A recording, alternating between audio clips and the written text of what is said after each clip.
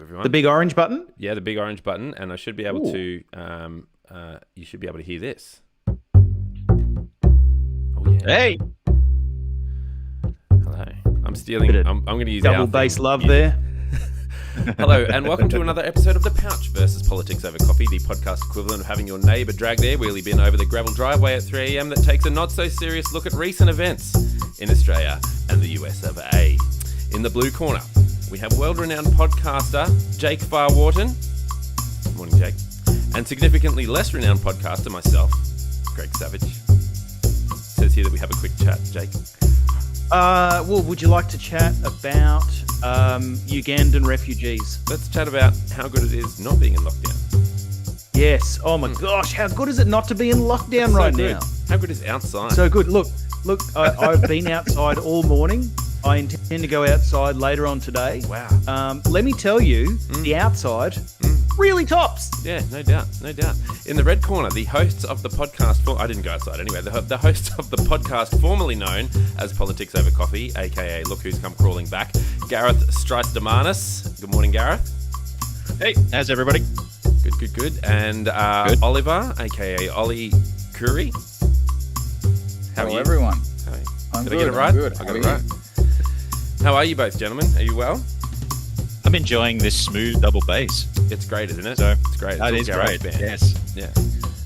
Look, we're in lockdown, and there was another 4 exposure sites. That was really insensitive of us bringing that up, then, wasn't it? Mm-hmm. And there's 4 new exposure sites, literally a 10-minute walk from me. Wow. And there was an exposure site, a tier 2 one, that was 5 minutes walk from my work. So I feel like it's just coming in and trying to just envelope me. So yeah, I'm surprised you 7 haven't days closed your curtains as well. You know, like you got to really keep everything out. hiding under the bed. Yeah. So well, look, what we do know about coronavirus is that it is able to make itself through, because glass is obviously a semi-permeable membrane. It is able to make it through glass panes. It just cannot get past the linen of a curtain. So you need to, that's why the masks are so effective. They're effectively face curtains. So you do need to consider that closure of the curtains. Maybe that's the next slogan that we ask for the Victorian Premier's office to bring out. Close your curtains, keep COVID out. Yeah, face curtains. So much alliteration. Well, just before this, I was reading that there's no guarantee that the 7 days is not going to be extended. So, and considering that the AFL is moving all their matches away from Victoria next weekend, it's very likely that we'll probably end up seeing it 14 days. So yeah, well, my wife and I had a bet when it was probably going to be announced about the lockdown. We had a bet, and I said my bet was 6 p.m. 3 days, and then they went with midnight 7 days. Mm-hmm. So I lost that bet. However, the reasoning that I came up with was pretty good. I reckon it's because apparently there were these photos sort of floating around of people going to nightclubs and all that sort of stuff, just trying to let it rip for the last few minutes before the midnight lockdown. So I reckon around the round table where they were trying to figure all this stuff out with all the health officials and stuff, they said, look, you can either go 6 p.m. 3 days and it'll be chaos for the next few hours and people go into shops and all that sort of stuff. Or you can go midnight, but then you'll have to go 7 days because there'll be a bunch of tossers who go to nightclubs. So I walked down. So the night after the day that they announced the lockdown, I walked down to buy some basic foods, and all throughout the cafes, walking down there, it was just packed. Yeah. It was like everybody getting their last hurrah in for 7 days. This is my last latte for 7 days. Must get it now. Days. All the stores, like all the bread is completely gone. All the veggies are gone. Like, it's 7 days, for God's sake. And also the selfishness of that pisses me off because, you've got some pent up venting to do. You haven't podcasted for a while. There are a lot of people that live week to week, a lot of pensioners who can't afford that food, and they can't afford to stockpile that amount of food. And we're going and hoarding all this stuff. And it's just, don't. It's 7 days. Yeah. It's 7 days. So, Ollie's got an intruder. Feels like a long time. 7 days feels like a long time. Do you have a routine? I just play a lot of video games. What about you, Ollie? Do you have a routine? Yeah, I like to walk down to one of the nearer cafes, something that's sort of a kilometre away. So then you can get a kilometre walk in, get a coffee, turn around, come back. And when you've got your coffee in your hand, you don't technically have to wear a mask, which is nice. Yeah. Because you're eating. Obviously not doing it to avoid wearing the mask. And you avoid walking past other people and all that sort of jazz. But it is nice. And I concur with Gareth's experience of the other evening. There is a pub on the corner of my street, and it was packed Thursday night, absolutely packed. So yes, people doing sort of trying to end game their existences before lockdown. So bizarre, isn't it? So bizarre. But at the same time, I mean, I don't know. There was a march too, wasn't there? People were pepper sprayed and all sorts of things yesterday. It was only 50 people, but it was still an anti-lockdown. 50,000 people. Wow, that's a lot of people. That's a lot of angry people. Yeah, it's a lot of people. I heard it on Sky News. They were saying that it was somewhere south of 100,000 people. Yeah, that's right. Take the 3 zeros off the 50, and you've got it. And add it to the front. So, the Sky News people said that there were with less a one people in front of that. Sky News said there were less people indoors than outdoors. Yeah. Oh dear. No. Well, Okay. I suppose there's another part of the Melbourne experience that's a little bit different, which is that it's 3 degrees outside at the moment. Oh, wow. So the desire to go outside is probably slightly lower anyhow. Yeah. Yeah. Okay, Wow. fair enough. So it's just after 9 a.m. So it's 3 degrees now. That's wow. Wow. Okay. It's not Blue feels side like of that 3 stuff. degrees. It is 3 degrees. Right. Yeah. And I'm glad you went for the green jumper as well, Ollie. We'll represent on Represent green wearers. represent green. Do prisoners at maximum security prisons in your state wear these jumpers, or is it just I don't our know state? what the maximum security prisoners wear in this state.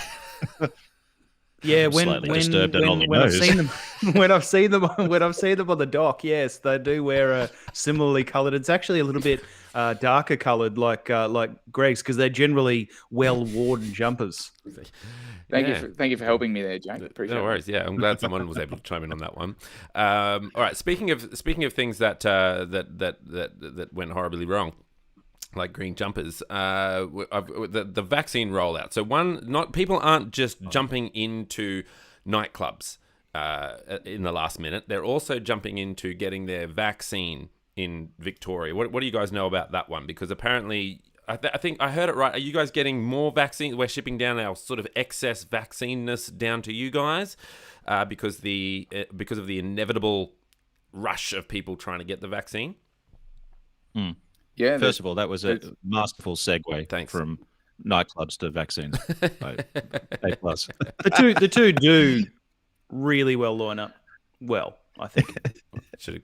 Well, I mean, there's only 4 reasons, 4 of the original reasons why we can leave the house, and that they've added the 5th one is to get the vaccines. And my understanding is that they are pushing a bunch of the excess stuff down to Victoria to combat the spread. So, yeah.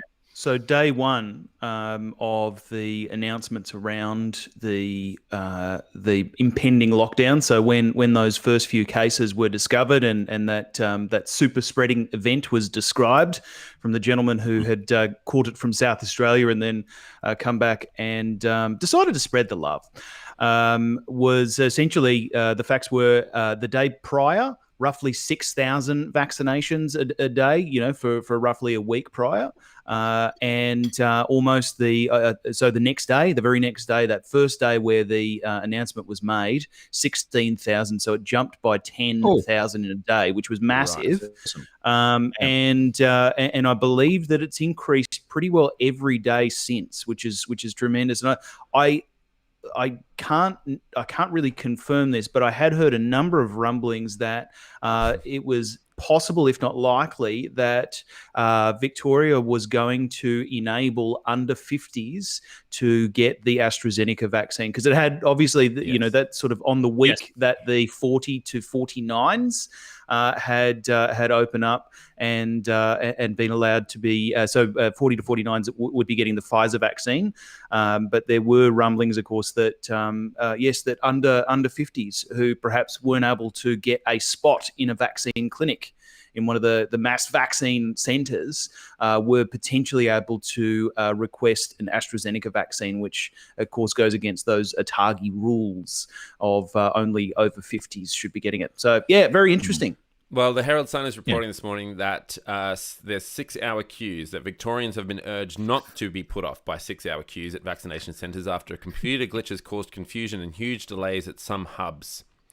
Victorians have been urged to persist with getting the coronavirus vaccine, despite a series of errors. Some people waited for as long as 6 hours to get a jab amid Saturday's chaos at the Melbourne Convention and Exhibition Centre. Those arriving without appointments after 9:30am were told to come back the next day. So this is obviously today, but staff were turning away people at 4:30pm in what has been described as a miscommunication. Otherwise known as Australia's vaccine rollout. Well, yes, that a miscommunication could be the slogan for the rollout in general. So yeah. All right. Well, you guys are the ones in lockdown. Tell us what your a bit of a timeline. What do you think is the biggest sort of hurdle that the government has made, or the state government has made, or the federal government or state government have made, where during this vaccine rollout? Because it is messy. We can start with that premise. It is messy. What do you think went wrong? First of all, overpromising. To be completely vaccinated by October? 20 million vaccinations by October was always a very, very ambitious target, and what we're projected to reach around about 5 or 6 million at this particular point by October. So and even when there's opportunity, we're at 2% right now. 2%. Yeah, 2%. Yeah. So, I mean, even when there was opportunities to walk back the hype that was built up around, this vaccination utopia that the Morrison government promised, especially when, say, like the EU held back a whole bunch of vials of AstraZeneca to come over to Australia because they gave them to EU countries first. There was an opportunity there to say, okay, this is going to slow down the rollout. And they didn't. They said this was not going to be this is not going to hold back the rollout at all. Of course, it did. And then, of course, there was a whole bunch of accidents and sort of, hiccups that were completely out of anybody's control. Who was going to predict that the University of Queensland's own vaccine was going to start giving false positives to HIV? Like, you can't predict that. You can't predict that. And if we're reliant on locally producing the vaccination here, then one of our 2 locally made vaccines is also all of a sudden you can't make it because it's giving a false positive. Yeah, exactly right. It's giving a false positive to one of the most terrifying viruses the world has ever known. Then, and the interesting thing is, so it was absolutely a false positive that it was throwing in some patients, but it was also not required. So while it was on similar technology to the mRNA type of technology, it didn't require the -70 freezing. It required only one vaccination. And it had similar efficacy rates in terms of the prevention of the severe strain of, or the severe, the severe inflammatory conditions that the body produces in response to contact with COVID. It protected the body against those.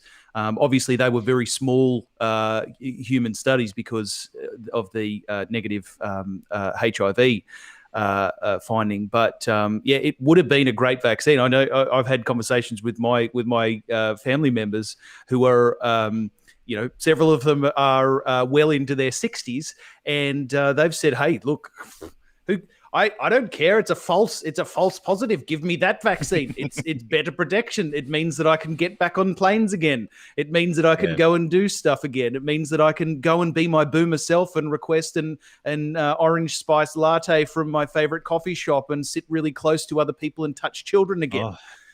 An orange spice latte. That is the dream. Yeah. Yeah, I made that up. I didn't know it was a real thing. Is that a thing? you can have a pumpkin spice latte. There you go. I think that's a thing. That's true. Yeah, that's a spring tradition in Starbucks in the US. Yeah.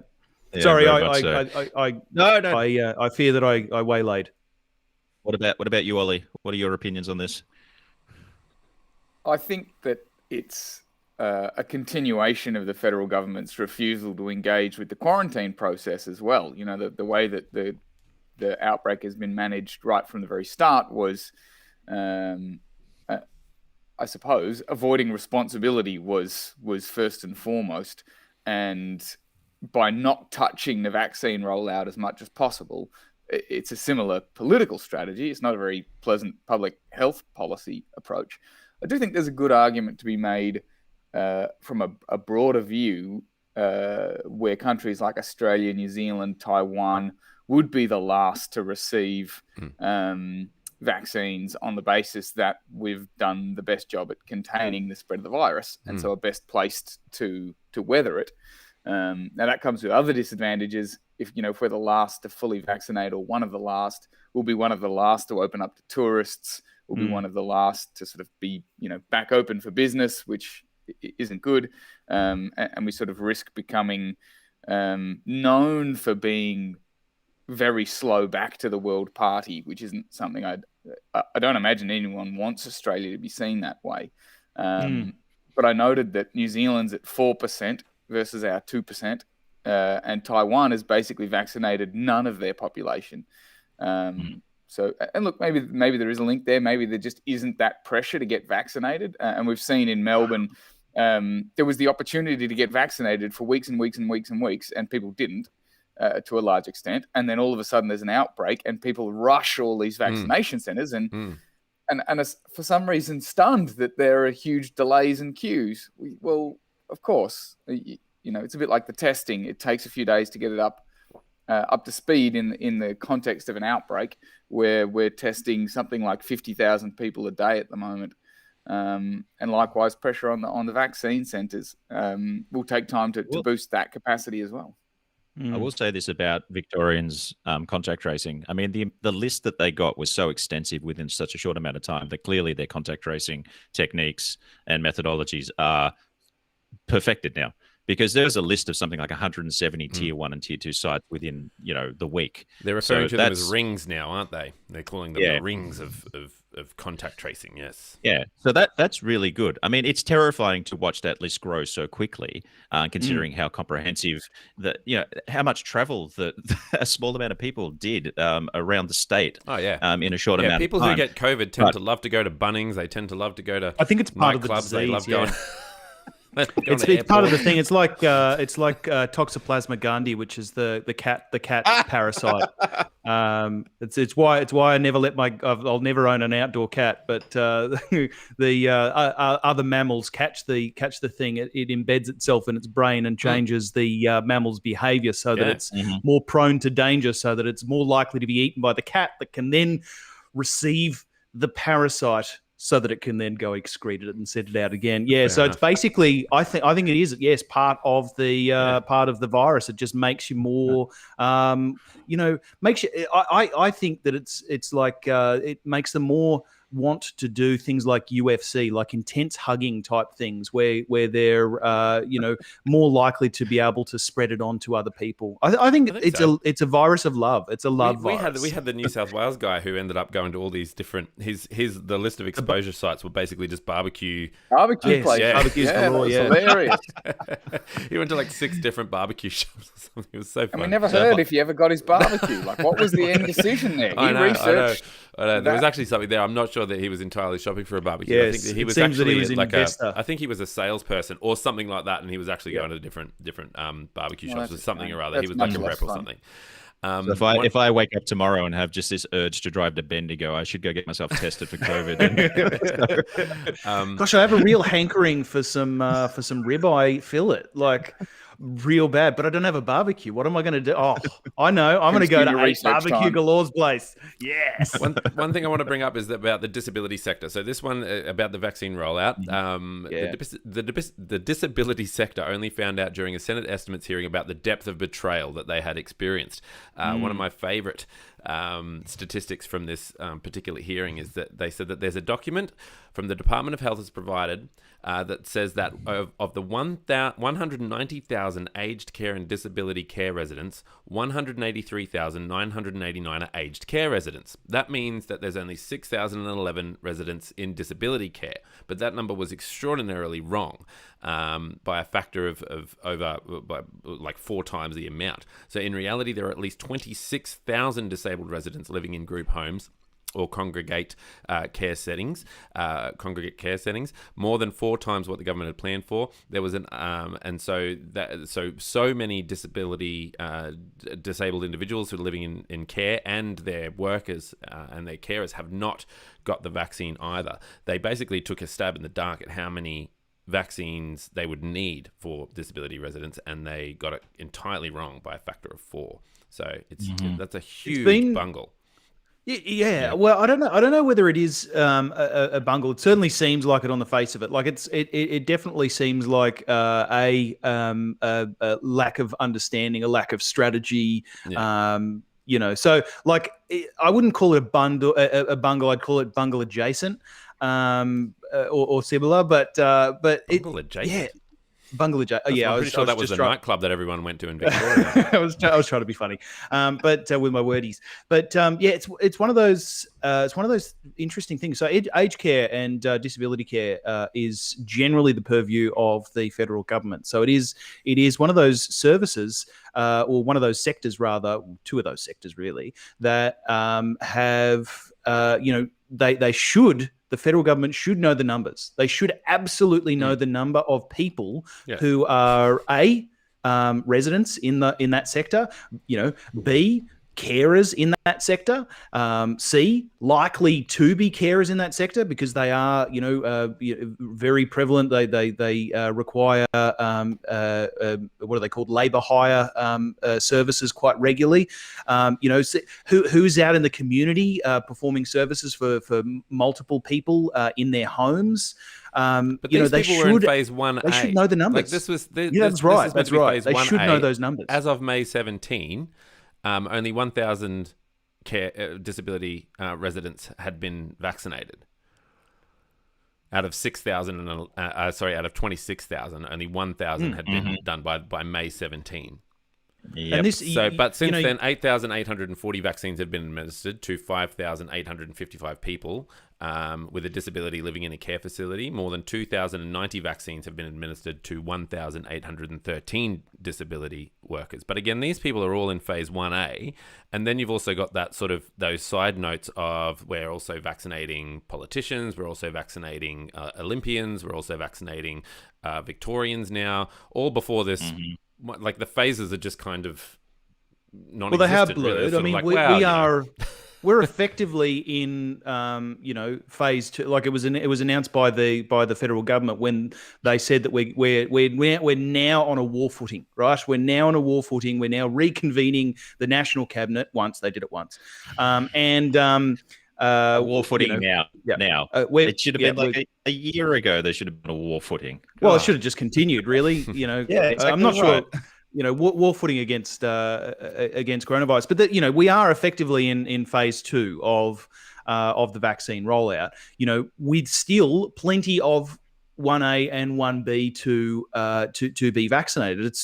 It is frustrating, I would suggest, to see those sectors, those disability, those aged care sectors, not be vaccinated to the extent that they should have been, because effectively the federal government was meant to be organising contractor services to literally drive out to those centres to provide those things.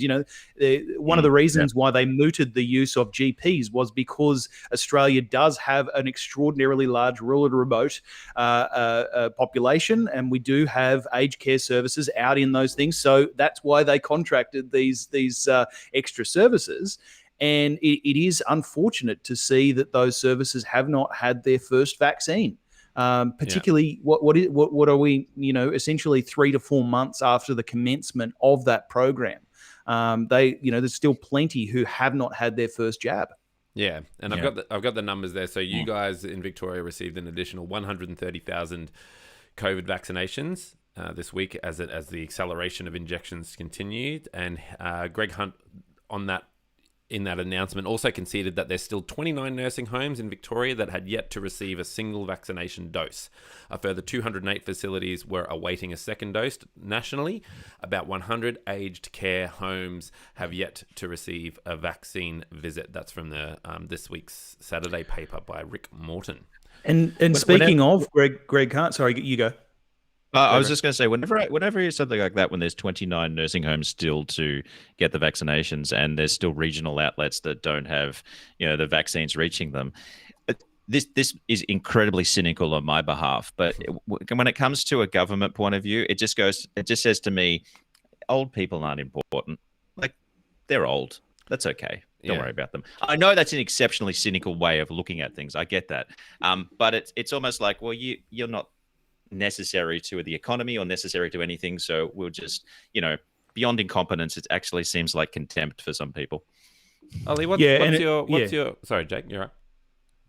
No, let's go to Ollie. Because otherwise I'm just going to talk fest. What's your do you think it was a state responsibility? Do you think it was a federal responsibility? I'm certainly inclined to think that it was a federal responsibility. I think if anybody actually expected the federal government to take this on and complete it successfully, they were extremely misguided. One of these situations where you can stand there and point the finger at the person who should have done it, or the person for whom this is on their job description. But if the most important thing was getting it done, you'd have just gone and got it done. You would have, that's my view, I guess.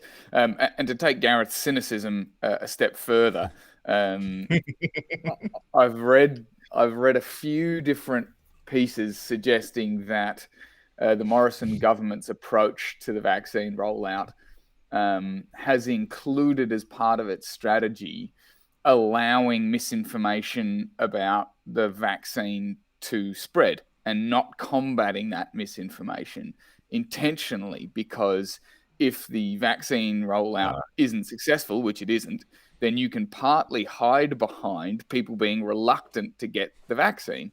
Now I did flag that I was going to be extremely cynical there, but that came even from the Financial Review, which is extremely Morrison government friendly publication these days. So it's not, that view is spreading, I suppose. It's not as fringe as it once was. Well, the last figure that I read, it was 30% of Australians say they're not going to get a vaccine at all. I mean, that is vaccine hesitancy. On what, a third of Australia is not going to get vaccinated? How are we going to reach herd immunity? How is this going to stop the spread of this virus? And that misinformation is partly to blame for that hesitancy to actually get the jab. Yeah, I agree. And I also think that, the fact that it's a curse and a blessing, isn't it? This idea that we've managed the coronavirus outbreak so well. And Ollie, to your point about who would have thought that the government could actually do the vaccine rollout, I think a lot of people probably thought that they could, because when they managed the coronavirus outbreak so well, and they were so confident with the what was happening, we were the front of the line, front of the queue, all that sort of stuff. I think your cynicism is guided in the right direction, in the sense that if they did bugger it up, which they did, then they certainly weren't going to accept blame. They certainly weren't going to accept responsibility for having mucked it up, which is what we're seeing. It's the same approach that Trump took in the United States. I mean, at this kind of pandemic level, the federal government should step in and be sort of an umbrella organization that helps guide the states. In this particular case, the Trump organization handballed it to the states, which were underprepared when it comes to masks and their ability to actually react to this. So it's the same kind of thinking. It's sort of like, if there's to blame to be had, it's on the states, not us. And in this particular case, in a pandemic, it's, I would say, federal government first.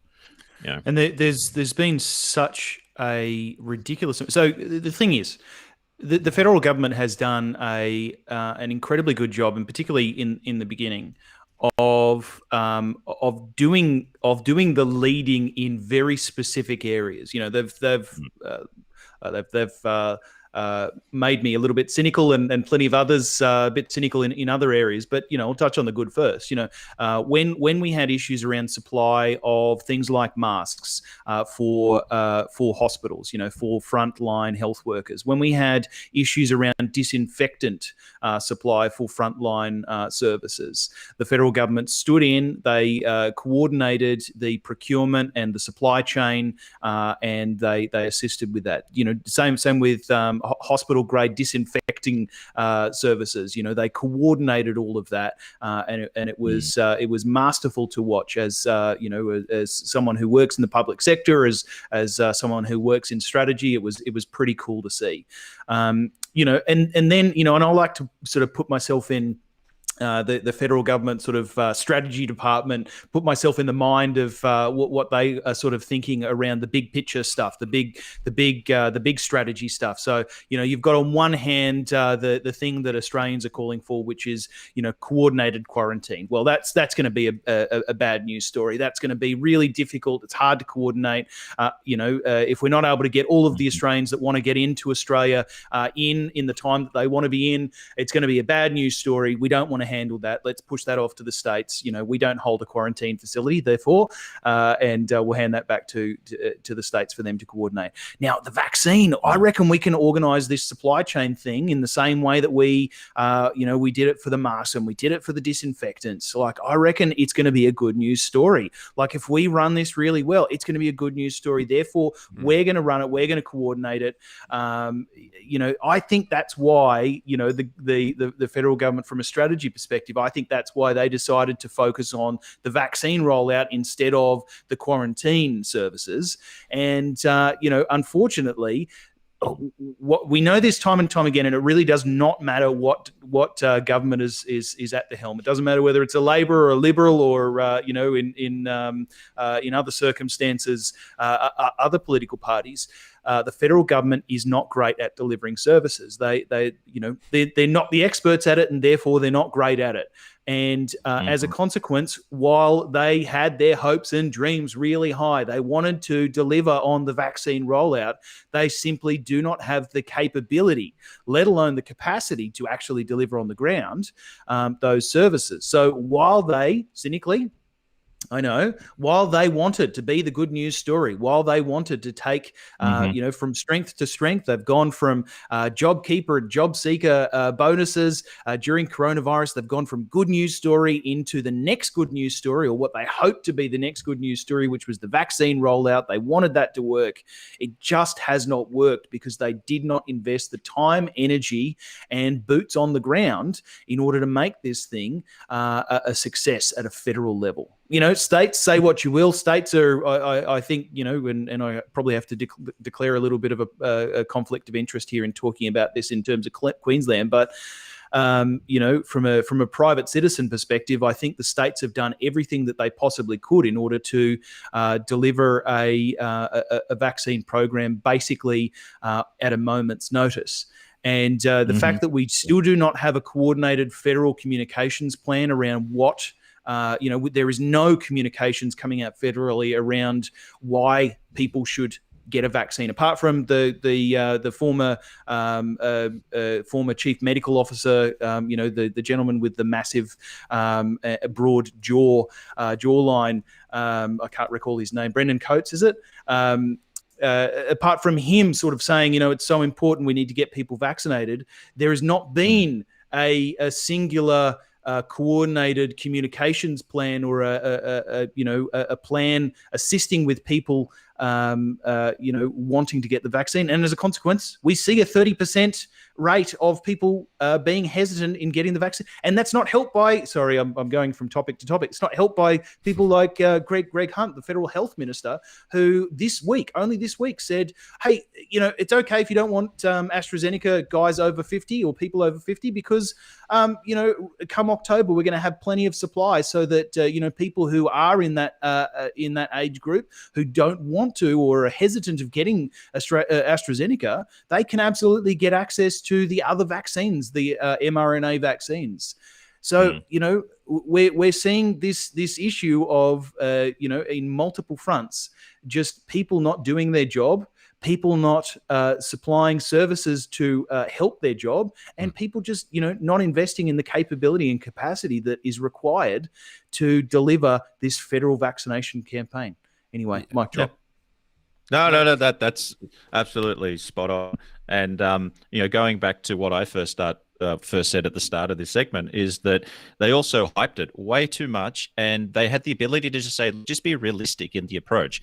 Yes, the EU vaccines the lack of them are going to affect the rollout. Yes, we are going to have trouble coordinating everything. There's nothing wrong if you are upfront and honest. One of the things that with Dan Andrews in Australia, when he was, in Victoria, where he was in front of the camera for 100,000 days in a row, was that at least people appreciated that he was up there answering questions from every single news agency.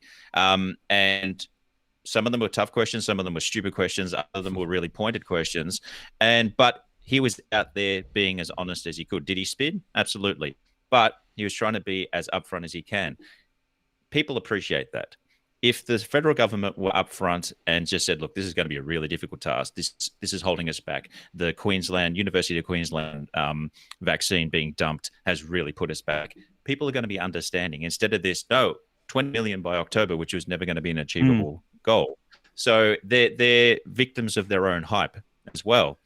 And having said that, with the 30% vaccine hesitancy, Victoria is going to be locked down again by the end of the year. It's just, it's what our last lockdown was in February. Now it's May. Come, September, October, we'll be back there again. So, that's in part because of this inability for people to, one, stay home when they need to, and secondly, not take the vaccines. It sounds like you got a bit of a case of Stockholm syndrome as well as cabin fever. What do you think, Ollie? Come to love you, captors. Well, if I was to try and wind our topic up, not to say that I'm cutting any of you off, but I think that the next thing from the government's perspective will be, given the current speed of rollout, we're looking at an approximately December 2022 completion of the rollout to fully vaccinate the adult population in Australia, assuming that everybody wants to get a vaccine or eventually does. And we continue at a linear rate, which these are big assumptions. But that's a long way into the future.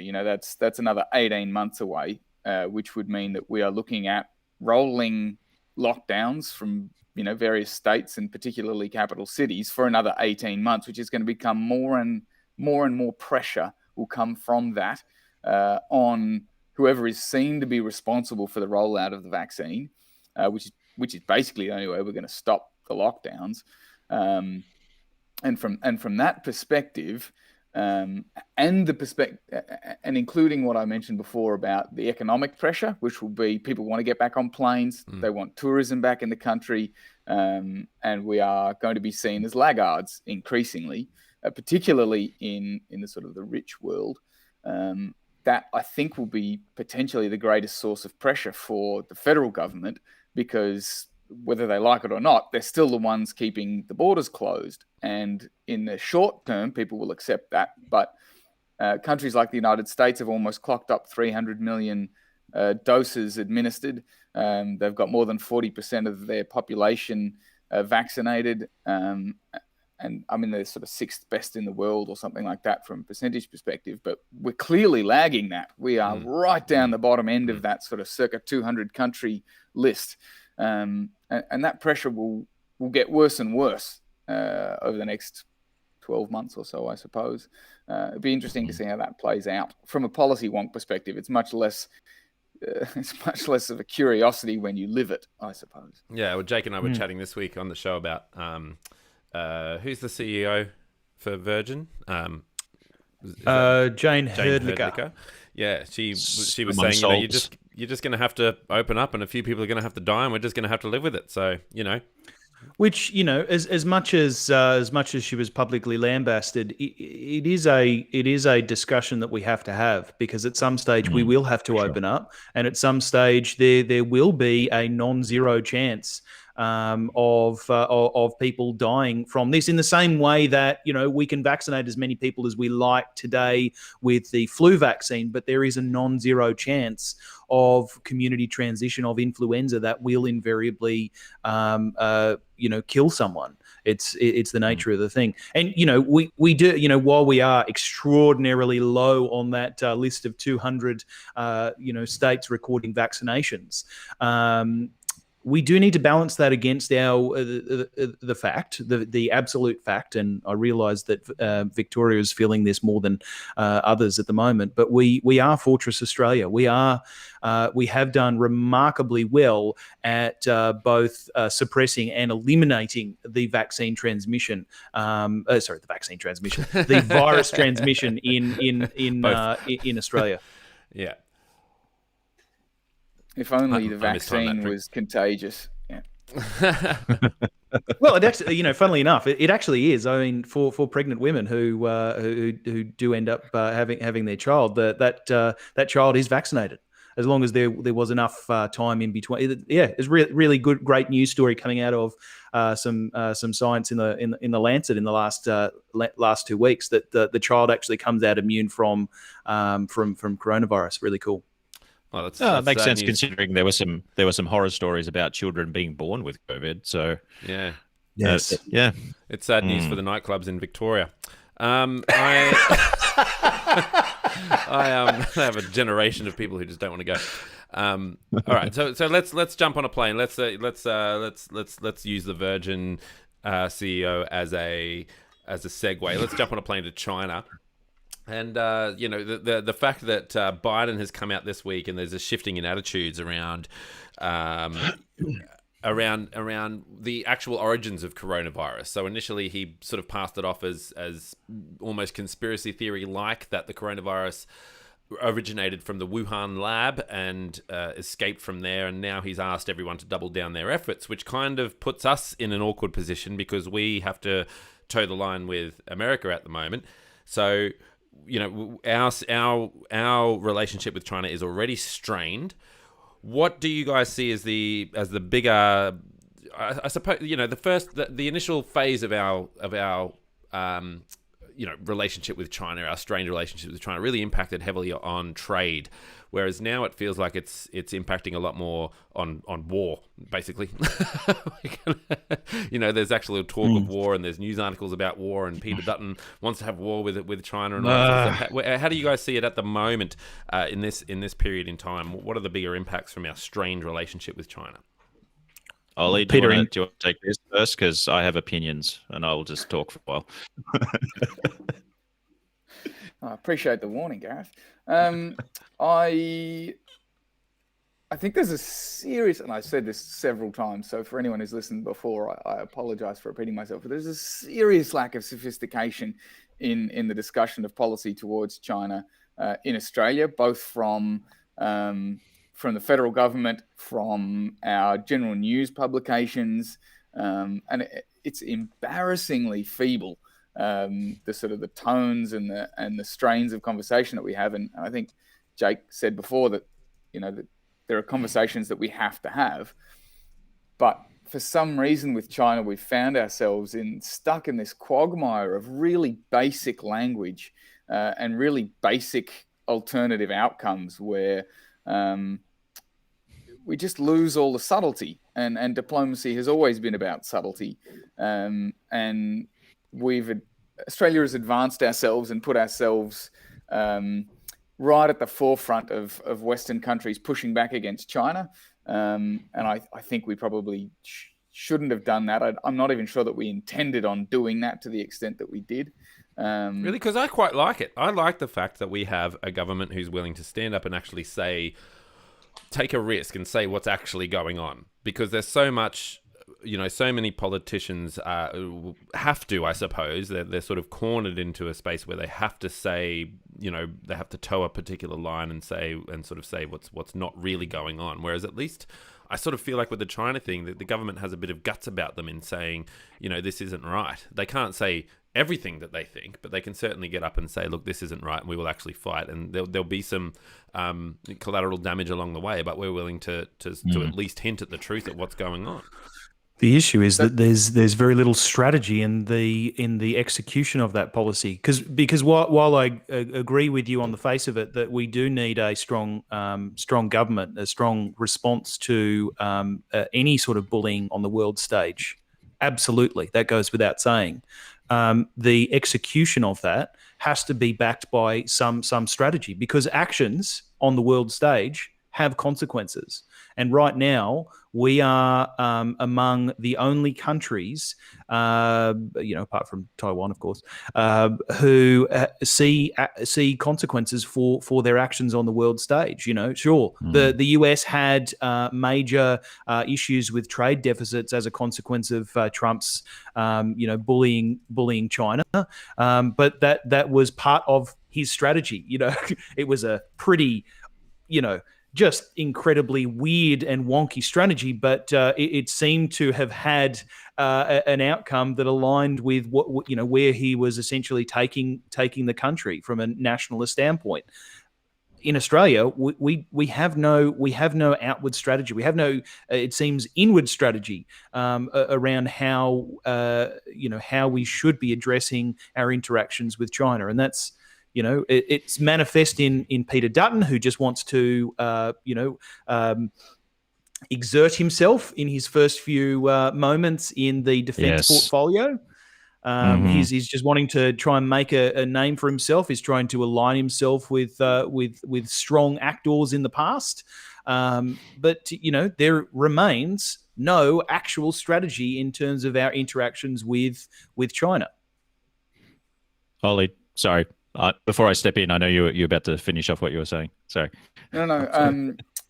What I was going to say was basically what Jake just said, which was we've adopted an approach, but it's almost a knee-jerk reaction. And I understand that there's that sort of compulsion, but the Chinese response to us being Australia, critiquing perhaps the situation for Uyghur people in China or something like that, is that they'll turn around and say, well, you have concentration camps and you hold refugees in concentration camps with no recourse to a legal system, no recourse to medical treatment, and they'll just smash us straight back in the other direction. So I agree. I think that there's absolutely reasons to criticize China, and China knows that, and they hate being criticized.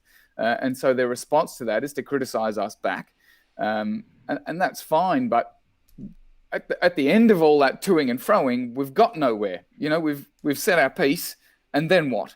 We're not a United States. We can't go toe to toe to them on trade. We're not the European Union. They can beat us up from a jobs perspective.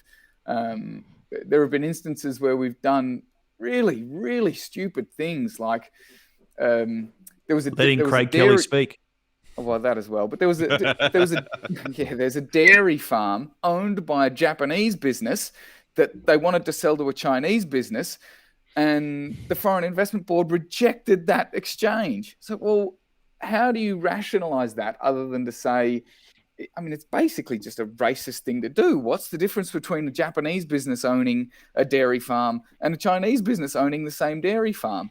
And these sorts of things are seen really dimly by China, and we gain nothing from it. There was absolutely no advantage to us by blocking that transaction, as an example. And so it's really, we're stuck in this really deep lack of policy, like Jake was saying. That was more or less the thing. I do have, maybe I'll say this at the end of the segment, but I have, because this is such a humongous topic, I took down some really good sources for news on China, for people who do want to sort of familiarize themselves with ideas that are being bandied around, that are being ignored by policymakers. Gareth, you have a lot. I've got Yahoo News as my top one, and Facebook is another good one. Particularly the pages of George Christensen Christensen on Twitter is a good one, and Craig Kelly. The thing that I've that has annoyed me greatly whilst reading up upon this is that the whole drums of war rhetoric by people like the Home Affairs Secretary Mike Pezzulas, is that right? Is that correctly? Yeah. And Dutton and others.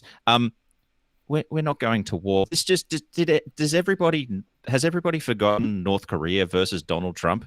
How that was going to push us to the brink of world disaster, World War III, all this kind of stuff? No. That we're not going to go to any hot war with China. There's going to be no boots on the ground. First of all, it would decimate the region for generations to come. It would destroy global trade. There's no incentive for any part to go into conflict with each other. There will be probably another Cold War or even a Grey War, which is more, your cyber focused attacks on cyber based war rather than any sort of tactical nukes being thrown at each other. I haven't heard But Grey War yet. That's the first time. yeah. So Write it Grey War down. is mostly focused. Grey War is mostly focused on cyber attacks, propaganda, all those kind of things, as opposed to flying planes over Beijing and dropping a bunch of bombs.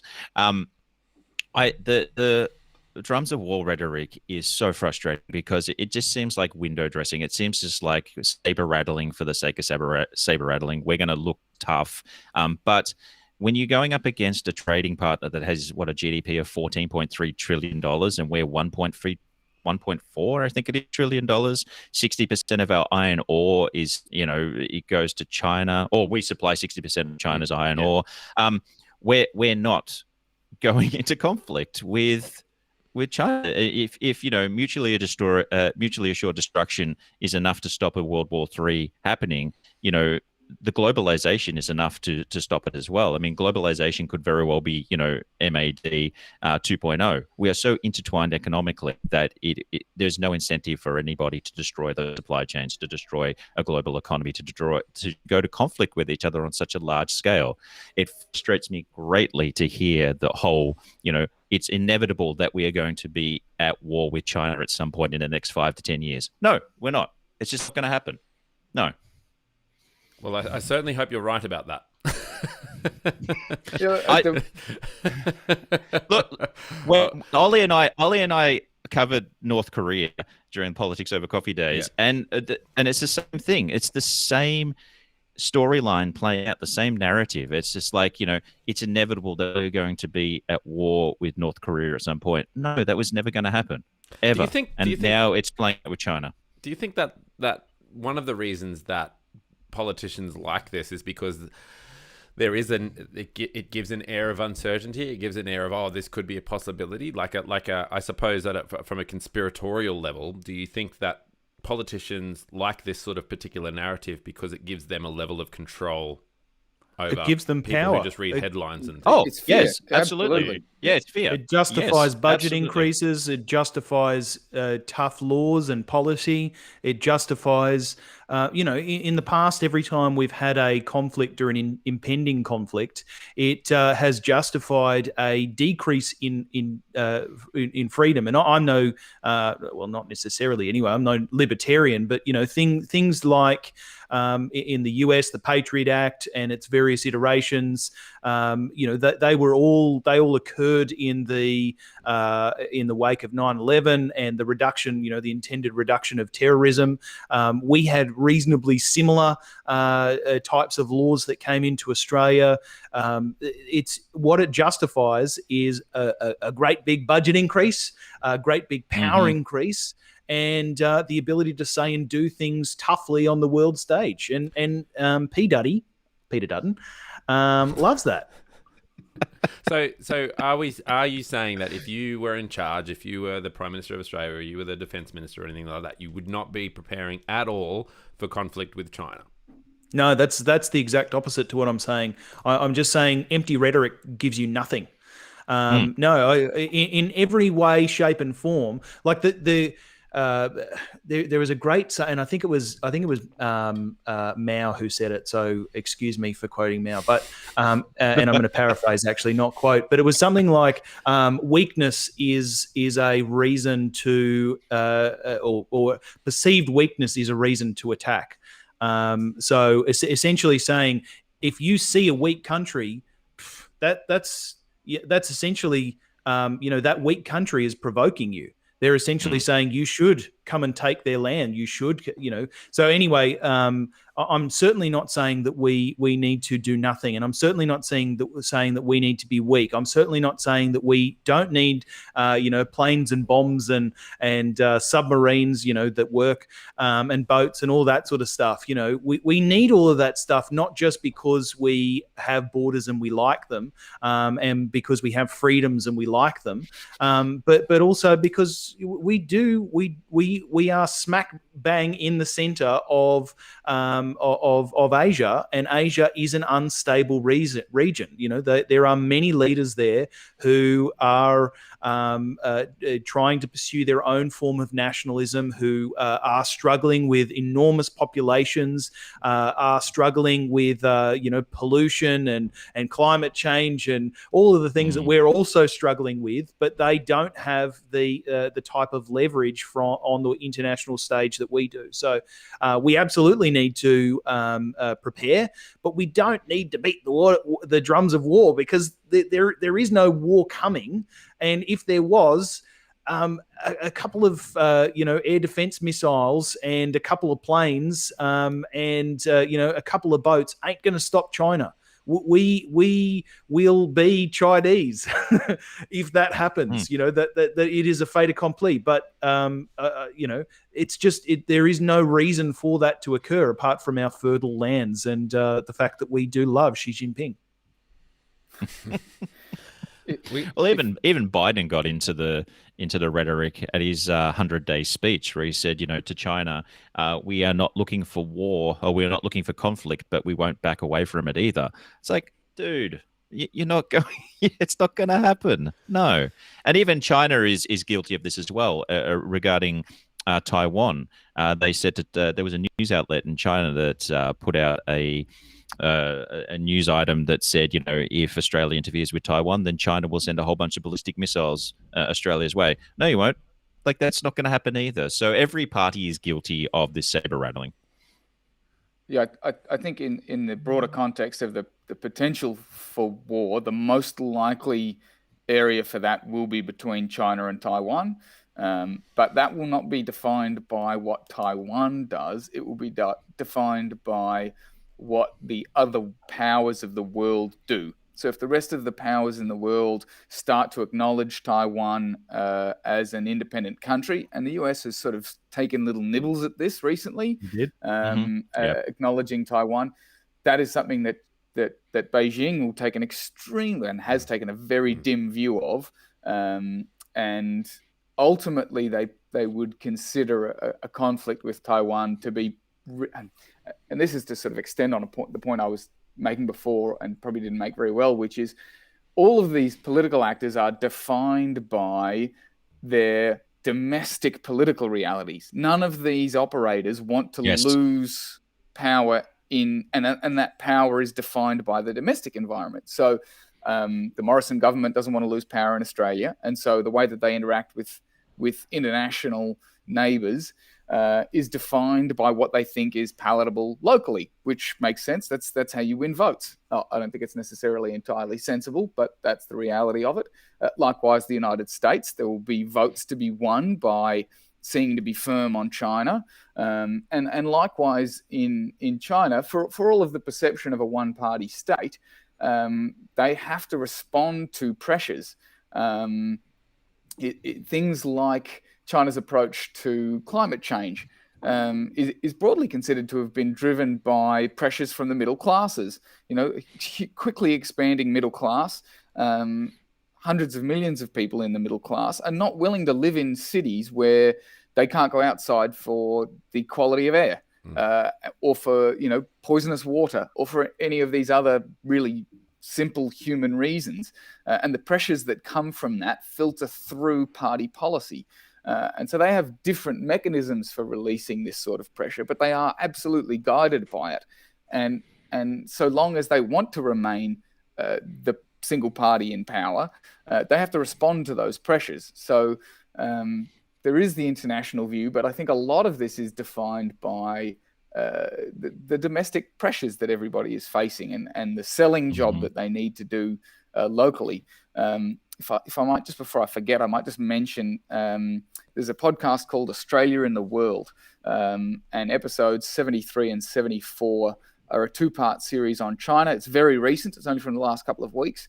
And Linda Jakobsen is a China expert from Finland, and she lists in that podcast a number of sources that are really good. If anyone wants to get involved in learning about the fine intricacies of policy with China and Chinese current affairs, She recommends the New York Times, particularly Chris Buckley, who is an Australian, I believe. Sinocism newsletter that is paywalled, and it's not particularly cheap. It's about $15 a month. How do you spell that one, Ollie? CINO, SICSM. I've seen that one too. Yeah, SINO CISM, CISM. So Sino being the word relating or pertaining to China, and CISM. I'm not sure why they chose that, but it must be clever for some reason. Also, The Wire China, SUP China, SUP China. And lastly, and this was the one that took me some time to find because I couldn't figure out how it was spelt either, is a new weekly China current affairs analysis, and it's an Australian-based site, and it's called China Neican, Neican. And these are places where there are really interesting ideas about how to manage policy with China, how to understand China, how to have conversations with Chinese diplomats, how to engage, how to understand, how to learn. And so I think that's a great place to go if you really want to get a deeper understanding, and maybe we could direct our federal policy wonks there as well. Wonks, interesting interesting vowel that you put in the middle there. You can change that to whatever you okay. Dom B is live on the chat. We do have a live chat situation happening here, so you can leave a comment in whatever social media thing you're listening to at the moment. On YouTube, Dom B has said he agrees there won't be a war. The West needs to realize China needs us more than we need them. Oh, that's wrong. They may have themselves to be the world factory. China can't put that at risk. So I guess what they're saying is that if the world stopped needing China, it's very possible that they would collapse. I need to go over the top of his comment because it's so long. So interesting, because then there would be some sort of possible class segregation or something in China, which would just be unfathomable. Yeah, that would be so weird if there was class segregation in China. Not China. Speaking of China, is there anything else that anyone else wanted to add to that one? Not to China. Before I segue my way into... I have one curio, and I had no way of working this in except that you've just asked if there was anything left. Sure. This is classic. This is classic Ollie, by the way. We'll be wrapping up the end of a podcast, and by the way, I've got 20 more minutes to talk about. Oh, that's fine. This will be quick. This will be quick, I promise. And he always says that China has one of the worst gender imbalances in political positions in the world. 8.4% of senior political positions in China are held by women. And that's one of those things that just isn't discussed. You never hear that in the general public discourse about the political situation in China, at least in Australia. That nobody mentions that there's this huge gender imbalance. And it's not something that's, I don't think, is generally perceived to be an issue or a topic that's discussed more broadly. But if you're talking about elements of policy or progressiveness that you might apply pressure to China on, that's a reasonably legitimate one. But again, Australia is also a bit of a laggard in this way. So one with a grain of salt. But that was something that I hadn't considered, and it was something that was raised on that Australia in the World podcast. I think can I just put on my right wing hat for a second, and I would suggest that. And I'm not saying that this is my opinion. What I'm saying is that some people might have the opinion that the reason that it's not talked about in our news cycle here, or in a general sort of, a conversation around a barbecue or something like that, is that at the moment there's a feeling that it's right to criticize Western cultures and white cultures and Western cultures, whereas criticizing anything to do with gender imbalances in an Asian country or something like that is not considered appropriate. We can't really criticize from our perspective other cultures and other things. Like we've got a lot of bad things here, and we're colonialists and all that sort of stuff. Whereas we can't really criticize what happens overseas. So you can't have your cake and eat it too in that regard, is what I imagine some people would think. Except for we constantly criticize Middle East countries for their treatment of women. Well, yeah, but I think that is like I don't think that's part of the common discourse at the moment either. I think it's probably one of the more acceptable parts of common discourse at the moment, but certainly not. If it comes up like exactly what Ollie said, if you're around a barbecue at the moment, you could probably have a discussion with people around, like the representation of women and how Scott Morrison is doing with women, and all of this stuff, which is very legitimate. But then you say, well, actually, it's not too bad, considering how bad it is in the Middle East and how badly they treat their women over there. That's where the conversation will generally stop. People aren't comfortable sort of doing that, depending on who you're having the conversation with. What I'm saying is it's quite open at the moment. You can walk around saying, Scott Morrison is terrible at the woman problem, and he's there's a misogynistic situation in Parliament and all that sort of stuff. But you can't then just suddenly leap and say, well, it's I think the criticism is focused on our culture and what's happening at the moment. Again, not what I think, but that might be part of the piece of the puzzle to what Ollie's saying. Yeah, no yeah, question. but also keep in mind that also we're going to talk about primarily what is affecting us in our own backyard. The gender imbalance in China is a small topic compared to China, the topics of China buying up land here, or the drums of war and all that kind of stuff. So it is relevant to where you are in the world as well. Yeah. So or the trade deficit in lobsters.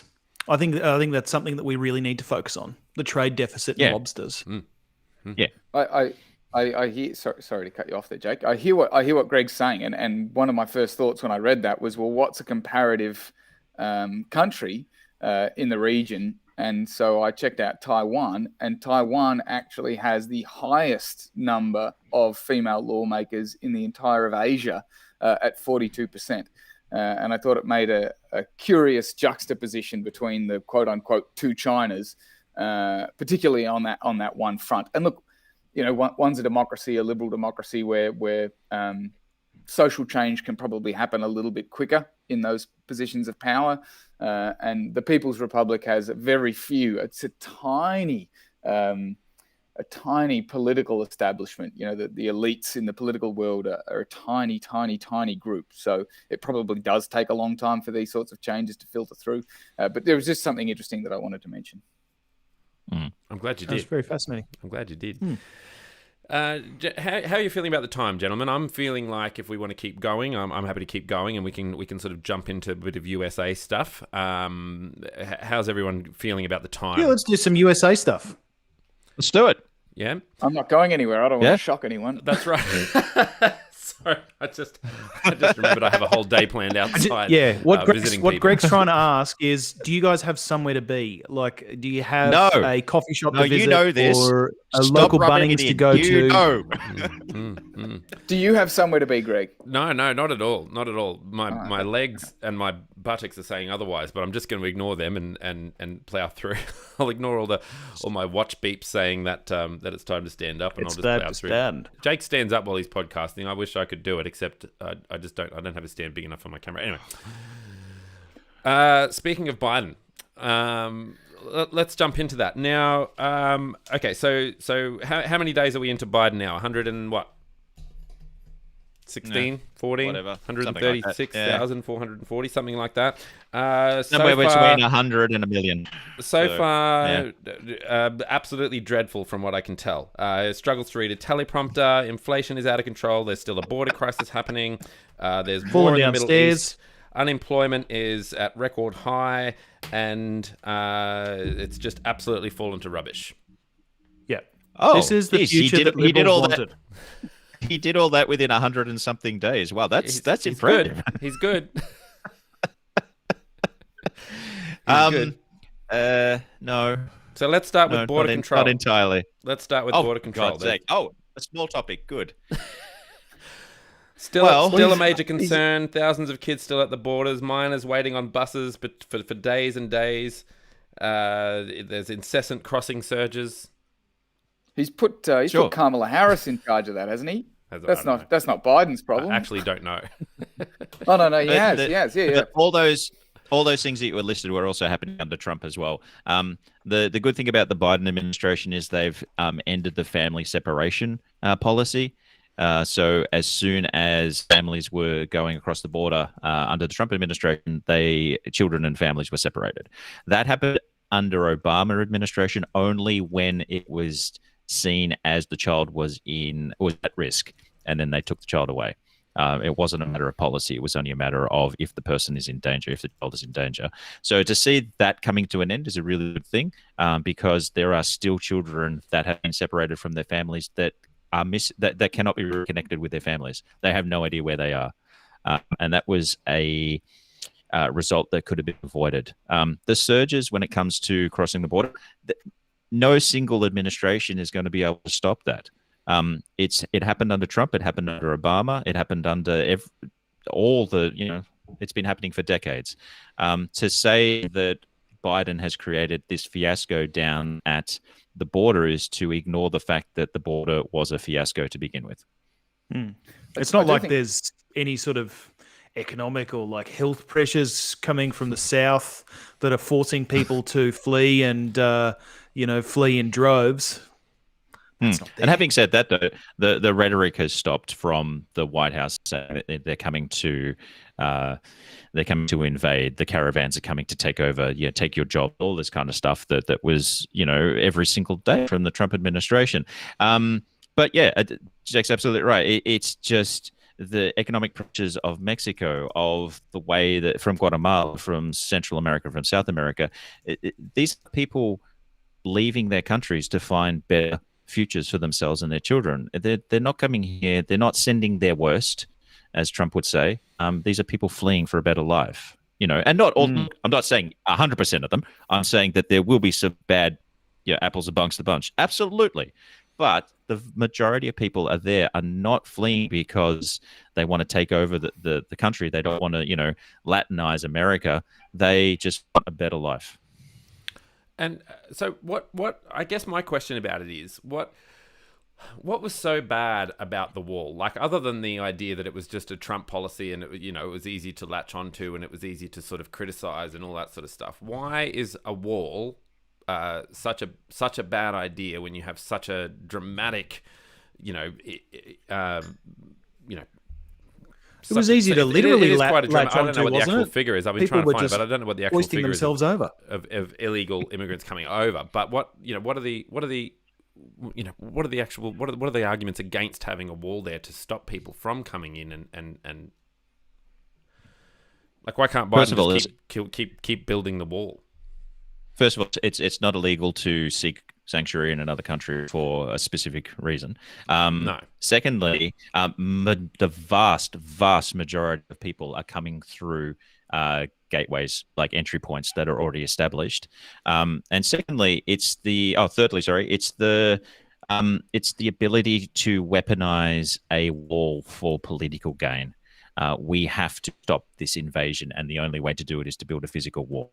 It puts all the problems that are happening with Central America, with South America, that many of the problems that are happening in Central and South America are due to US policies. And a lot of the drug problems in Mexico are due to the Mexican cartels. Their biggest customer is the United States. So it puts all the problems over there. It says we're creating a big dividing line here, and everything else is just so easily the narrative of the invasion from the South is so easily sort of brought into the mainstream. So there's nothing wrong per se with a border wall. There's nothing wrong per se with guarding that border wall at all. But it's just so easily used for some very nefarious reasons. I guess part of the problem with the wall was that we weren't going to build it where it was needed, and even the sort of vigilante border patrollers said that, and that's a bit of a downfall. I also think that there's a broader truth there insofar as the perception of a softer immigration policy from a new administration almost always leads to a surge in pressures at borders. You saw it in Australia when Kevin Rudd came to power in 2007, and again when Gillard took over in I think 2009, maybe 2010. There were surges in the number of people arriving in Australia by boat seeking asylum. It's just a broadly observable phenomenon, is that when people see a new administration come to power, and the perception of that administration is that they will be kinder to migration without documents, for want of a better description, you will see a surge, because the context is that there has been a drop-off, not a drop-off in demand for moving across the border, but a drop-off for fear of moving across the border. And so when you remove some of that fear, there will be a natural surge. And so the juxtaposition even when seems that quite fear extreme. But even when that fear is instilled, and as it was happened at the start of the Trump administration, there was a drop-off in people trying to cross the border. That soon waned, and those numbers went back up again. So fear tactic only lasts for a certain amount of time before people are just so desperate that they are going to want to cross anyway. Yeah, that's exactly what I mean, which is that, because it was low, because they were doing horrific things like separating children from their families and so on, when a new administration comes in, there'll be an immediate surge. So the context at the moment it should be seen through that lens. It's contextualized by a change of administration, and there will be a surge in the short term. I don't know that will continue. Maybe it will, but that's, I think, an important context to see that issue in. Because it's not small numbers either. Like the numbers that I've got, it says the last estimate released by the Office of Immigration Statistics at DHS came in December 2018. As of January 1, 2015, there were 11.96 million undocumented immigrants in the US. The most recent Pew Research estimate puts the total number of unauthorized immigrants at 10.5 million in 2017. Overall, you're talking about like half the Australian population, right? Like it's not, these aren't small numbers. And I suppose I can see the argument for, if they're the numbers that you're sort of talking about, you say, well, maybe a wall's not such a dreadful idea. But the nuances that you've pointed out are interesting as well, I guess. Like, what else do you do? Also, they've got multiple happening? strategies of deterrence there. I think that's sort of what the guys are pointing out, is that you've got sure, a wall is a deterrent insofar as it's a place that is difficult to walk through. But if most of the funneling of people is coming through these actual, these actual physical points where you can register as a refugee, where you can register for refugee status, where you can register to be given asylum or some other status under the law, then that the actual wall itself has either on one hand, potentially done its job, unless most of the immigration that was taking place, or the asylum-based registration, was already taking place at those physical centres previously, in which case the wall was not actually a deterrent. The wall is just there to prevent the, 2% of people or less who might decide to sneak into the country, in which case, well, what's a wall, right? A wall is something that you just need you need a ladder to climb over, and that 2% of people certainly aren't going to be deterred by a frickin' wall. But just because, it's probably important context as well, that certainly there is a surge when there is a change in government, and certainly when there is a perception of a weakness in that government, which is, they are generally thought to be progressive. We did see that surge in, as Ollie pointed out, between the change from a Liberal government to a Labor government in 2007 in that of Rudd, who one of his initial moves was to rescind the Pacific solution, whereby we were hosting pretty well all refugees that came by boat off sea in Nauru. But it's important to also remember, and this is also important in the context of the US, that during that time, as with this time, we had major pressures occurring. Back in that time, we had, we had massive refugee migration as a consequence of the Afghan and Iraqi war. Now we have massive refugee migration as a consequence of these. The cartels are a massive thing in Mexico and other South American countries. But you also have the consequences of the coronavirus, the consequences of potentially naive governments not being able to, not having the capacity, the capability to deal with coronavirus. And then you also have the economic pressures that have come as a consequence of those of the coronavirus and various other things. So yes, absolutely, we do have an influx as a consequence of the changeover in government. But as we saw in Australia, which is probably more of my wheelhouse than the US, we do have this massive influx as a consequence of these huge economic, these huge, violence and these huge health-based consequences. I do, and you raise exactly the point that I was going to mention next, Jake, which was the COVID context, and the COVID context comes with its own pressures. One, fleeing Latin America, which is one of the most badly affected regions in the world for COVID. I think Central America is something like coming up to 1 million deaths, which is shocking, really, really shocking. But it's not something that we hear about a lot in Australia. We don't have an enormous Latin population here, and it just doesn't seem to make the news. But the pressure on the borders, both Mexico's southern border and Mexico's northern border, is significant, and there's an increasing trend of vaccine tourism. So those who can afford to in Latin America, Mexico, are flying to the United States to get vaccinated. There was a report in Reuters that the average flight price from Mexico to the United States since mid-March to mid-May rose 40% as people travel to the US to get vaccinated from countries where the vaccine rollout is basically non-existent, or is just too slow or too unpredictable or too unreliable. People can make bookings through travel agencies to go to the US. They will make appointments for them at vaccination centers. They can show up with their Mexican passport and get a vaccine. So there's all sorts of pressures there. It's nice for the people who can do it. Yeah.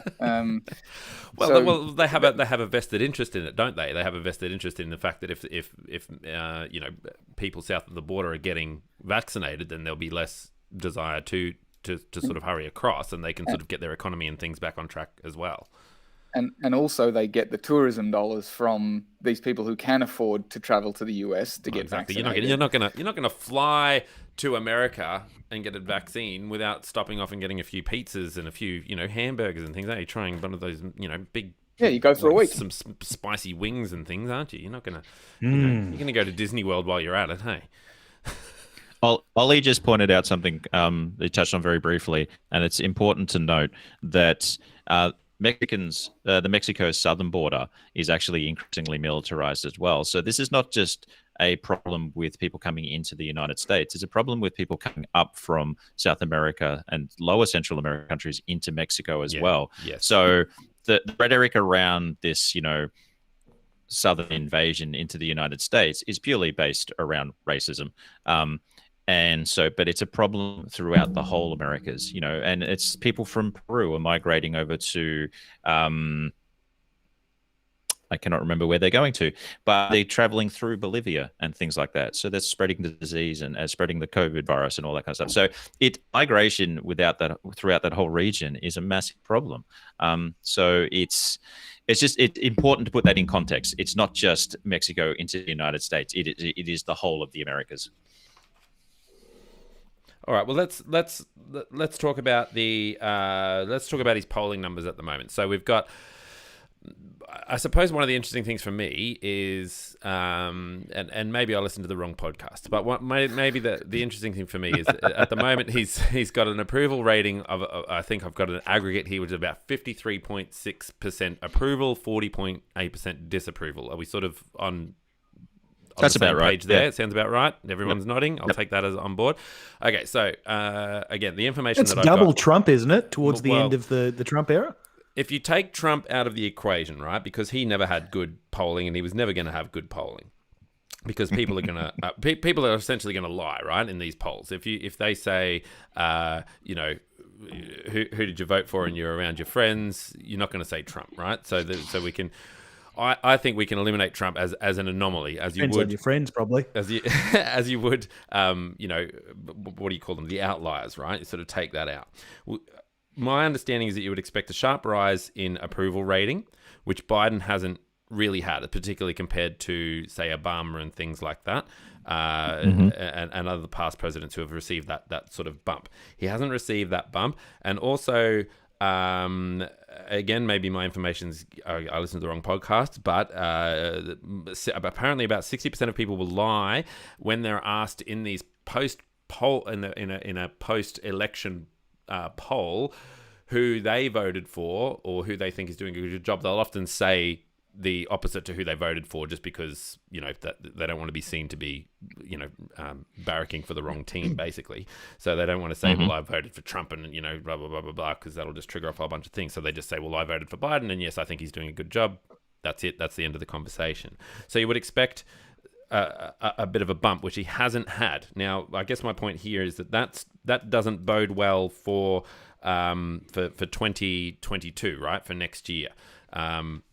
Where they go back and vote for the House Midterms. The midterms. That's it, for the midterms elections. Yeah. What are your thoughts around that? That's just me, you know, putting forward some numbers to trigger off a conversation. The floor is yours. I think that shows the hyper-partisanship that the American political scene is now. There are so many people who will dislike Biden simply because he's a Democrat. And throughout Trump's 4 years, so with someone like Obama, you walked into a partisan situation, and obviously being the first African American president triggered a whole bunch of stuff. Let's just say Soul searching. Soul searching. Yeah, that's a nice way of putting it. But over the time since Obama's 8 years and then Trump's 4 years and under Biden, the partisanship has become so deeply ingrained into American political culture that it's us versus them. You know, and you look at what's happening with the GOP. They are voting in block against pretty much everything. You know, it's just recently, it was only 6 GOP members walked across the aisle and, well, not that they walk across the aisle in the United States, but voted with the Democrats to launch an investigation to the January 6th insurrection. Now, since they needed 60 votes and they only got 54, I think it was, the investigation is not going forward. And there was probably some important context in there in that Mitch McConnell was looking favorable towards going ahead with it until Captain Trump tweeted from his desk, from the desk of Donald J. Trump, that, quote, it was a trap, in which case, and as a consequence, McConnell backed out. Yeah. Yeah, so they are very much still entangled with Trumpism, and that is not going to go away in the next 4 years, and that will play significantly in the midterm elections. So you're going to have this hard partisanship battle. Do you think that, you know, now that Trump is out of office, do you think that the Democrats have got the oomph, right? You know, the motivation to go out and vote in the midterms, you know, in the same sort of numbers as they did in the actual federal election? I hope so. Well, it's normally the politically motivated that go out to vote in the midterms. It's the same as the local and smaller elections.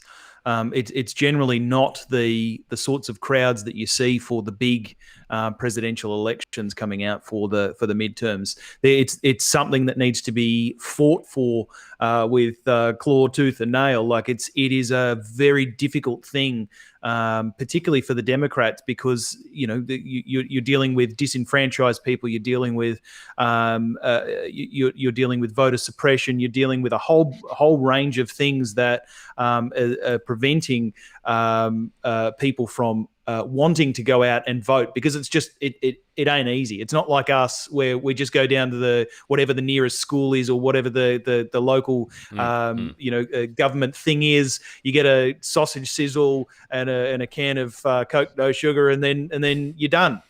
Piece of cake, regardless of whether we're having a pandemic or not. There, you have to register. You have to register for a party. You have to, it's this long string of just crap that people have to go through that have over time disenfranchised people, versus the Republicans who, hey, no worries, they're baked on people. They're super motivated to get their pal back in power.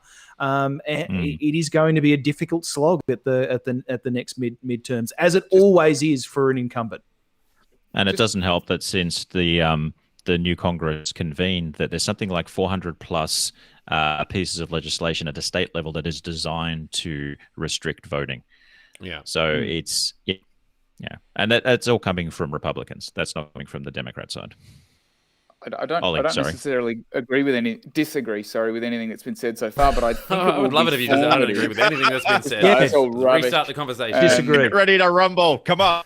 But Donald Trump will not be on the ballot in the midterms, so he will not feature. There will be no opportunity to vote for him or to vote in a way that is really clearly perceived to be supporting him. So I don't know how that will play out. I don't know that Republican voters will be as motivated as they might have been in midterm elections past, particularly the midterms after Obama won his presidential elections, which showed huge Republican turnout. And quite dismal Democrat. He lost those. He lost the midterms. Is that right? In that, it's such a classic thing. Yeah. It's such a classic thing. Can I maybe, Ollie, propose an alternate scenario where Trump endorses specific candidates from the office of Donald J. Trump? That would be absolutely a way that people, while he is certainly not on the ballot, and obviously there is no way that he could be on the ballot, but there is absolutely a way that he can endorse candidates from, on the ballot. And, people can certainly show their support for him through that. And as a consequence, he will largely be driving the agenda.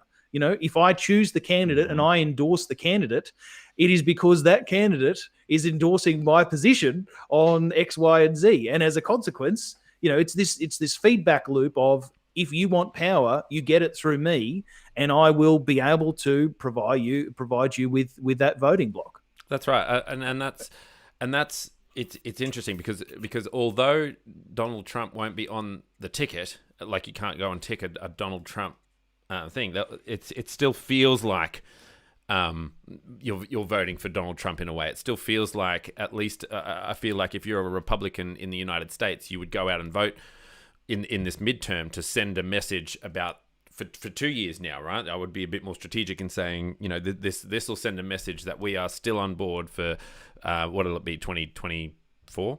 Is that right? Yep. So I think although he's not on the ticket, he is on the ticket, and Jake's right. If he endorses a particular candidate and people go out and vote for those candidates or candidate whatever, I don't know really how it works, then they'll be seen as a message and saying we are still on, we are still in. So although he's not on the ticket, I think he is still the ticket, right? There's still a if you're part of the Red Hat Brigade, guess what? You're gonna get some endorsements.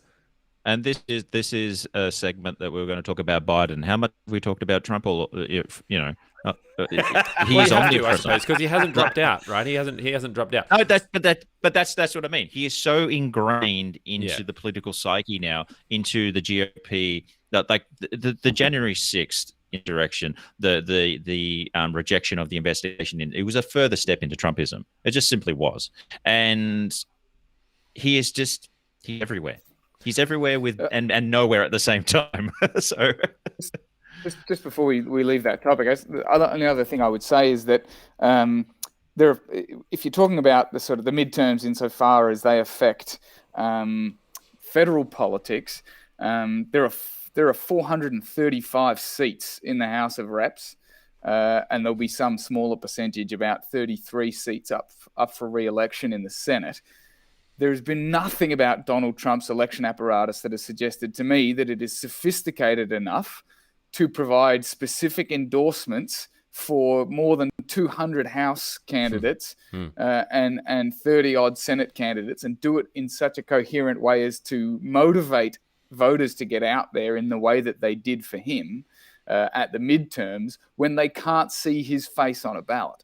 But if you show up for hasn't the whole narrative been that from the very get-go, there's been whole documentaries dedicated to how unorganized his campaigns have always been. There's like two people working in some shoddy little shop or something like that with pamphlets all over the place. And it's the rallies. It's him getting out there and doing the rallies and being that public face that is the real campaign. He's a force to be reckoned with. And he's announced that I think it's in June or July that he's going to start rallies again. So, but and he also said shortly after leaving office that if you're not on board with his agenda, he will primary you the hell out of there. So it's on the cards. Like I totally get Gareth's point. Like, this is a topic about Biden, but part of Biden's strategy was, I'm going to be the most boring guy that you can remember, in that you won't be able to remember me. The things there is no water cooler conversations about, can you believe the stupid thing that the president said today? There's no barbecue conversation about, how do you feel about this, just in case you're a secret Trumpite. There's none of that anymore. And it's flipping fantastic for the portion of the world that's sane, but it's equally potentially going against, not necessarily favourable for Biden's strategy, which is to shut up. It's interesting because I have a couple of people who I know who are Trump supporters, and I love having conversations with them. We have some good conversations. One of the things that sort of has come up recently, and just quickly, we don't need to discuss it much further than this, but I said to them, look, it's interesting because, as far as I could tell, Republicans sort of run on this whole thing about, less government involvement, less government, less big government and less government control over your life and all that sort of stuff. Yet you have this Trump character who dominates your entire life. I know some of them have got like signed hats, and they've had those signed from Trump, and they've got those signed hats framed and in their lounge rooms, and it's just like this dominating feature. And I'm like, that's an odd behavior. These are odd behaviors for people who claim to want less government in their life. That you love the fact that he's all over the TV, that you love the fact that he signs these things, that you love the fact that he was this famous person on television, that he was this, to me, if you were looking for less government, then you want that Biden character who is like Jake said, what can you say about him? I mean, he fumbles, he doesn't, he's incoherent a lot of the times, even when he's reading a transcript, yet he's not him necessarily, but his administration is getting some things achieved and done. And you go, well, why don't you criticize those things rather than, this larger than life character who just infiltrates your mind and infiltrates the television and infiltrates entertainment. And, that's not small government. This is not the definition of small government, No, and that's the personality between Biden and Trump. I mean, Biden is a big fan of quiet diplomacy, and he's famous for just quietly working behind the scenes. Where Trump is Trump. It's Trump is center. Trump is the messiah. Trump is the only. I mean, as Trump said during COVID last year, I am the only one that can fix this problem. Yeah, when he's deliberately centering himself in, and he did. That is an exceptionally. And he did. But that is a historical, well-tread path for all authoritarians or authoritarian wannabes, that they say, I am the only one to fix it. Here is the problem. I can fix it. Ignore everybody else. Yeah. And, and that's what Trump is masterful at. He is probably the most successful grifter of all time. So what about the economy then? What about how it's going over there with the economy? My understanding, $10 trillion, is it $10 trillion that he's sort of spent, I don't know, on Apple products. Apple released a new computer recently. Maybe he's bought a lot of those. I don't know. Where has this money gone? Where has this $10 trillion gone? And what have we got that we wouldn't have got otherwise? Well, 1.9 trillion went on COVID relief straight off the bat. So, and that's everything from funding the vaccine rollout to giving people, was it $2,000 checks or $1,600 checks? I can't remember which one it was. But either way, not enough still. One-off checks, when you've been decimated for the last 12 months is still not enough, but it's still something. So a lot of it's been pushed into a lot of COVID relief and a lot of infrastructure as well. Ollie, you're the infrastructure person. You probably have a much better understanding than I. Yeah, look, it's a huge program, and in amongst it, there's money for so many different. I mean, $1.9 trillion is something like 1.5 times Australia's entire GDP. Yeah, so a lot of sugar cane. It's a lot. It's a lot, and they go to different places. A lot of these are about. Some of these are about bailing out local governments that have basically had revenue dry up so badly as a result of COVID that they're non-functional. But to roll out the vaccine, you need these state and local governments to be working and operating.